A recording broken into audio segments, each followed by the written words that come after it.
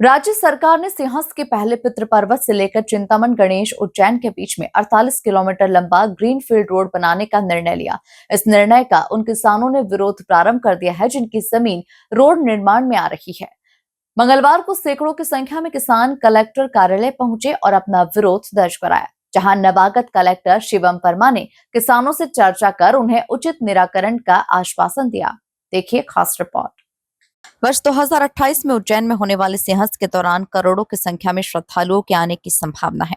ऐसे में उज्जैन पहुंचने के लिए नए मार्ग निर्मित किए जा रहे हैं। राज्य सरकार ने इंदौर के पितृ पर्वत से उज्जैन के चिंतामण गणेश के बीच में 48 किलोमीटर लंबी ग्रीनफील्ड रोड प्रस्तावित की है।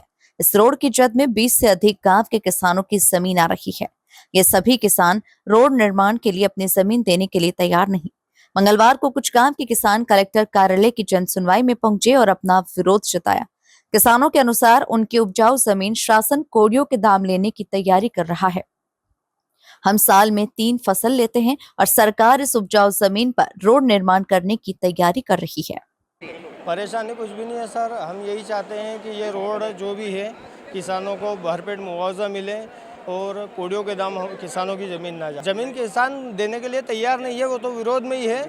और काफ़ी मतलब प्रसाद नगर छीनती है ज़मीन तो उसको मुआवजा 10% दिया जाए, बाजार मूल्य से दिया जाए। 3250 एकड़ ज़मीन जा रही है, इसमें करीब 150 किसान प्रभावित हैं। इसको ग्रीनफील्ड हाईवे का नाम दिया गया है।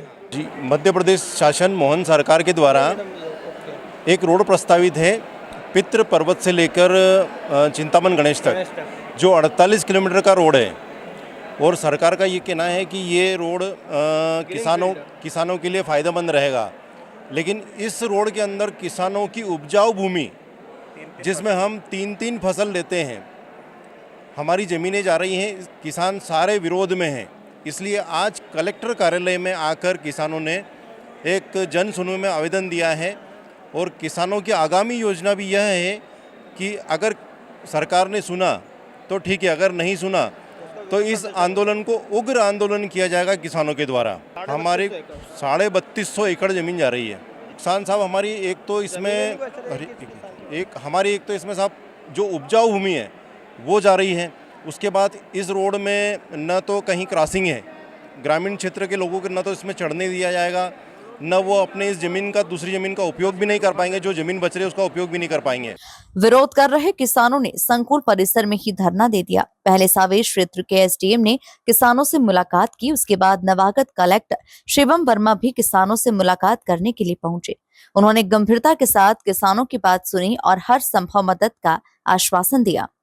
कि किसान जो हमारे कृषक भाई आए थे उनके भी कुछ उनका था कि हमारे जो अधिग्रहण की जो कार्रवाई हो रही है उसको लेके उनके कुछ आपत्तियां थी, जिसको हम लोगों ने सुना है और हमारी टीम उन पर काम भी कर रही है। हम लोग पूरी तरह से विधि अनुसार कार्य कर रहे हैं और जो भी इसमें शासन के आदेश हैं विधि अनुसार हम लोग कार्रवाई करेंगे। हालांकि इस संबंध में राज्य शासन स्तर से निर्णय होना बाकी है, जिसमें समय लगने की संभावना है। ऐसे में किसानों को अपने आंदोलन को लंबे समय तक करना होगा। Bureau report, MP news, Indore.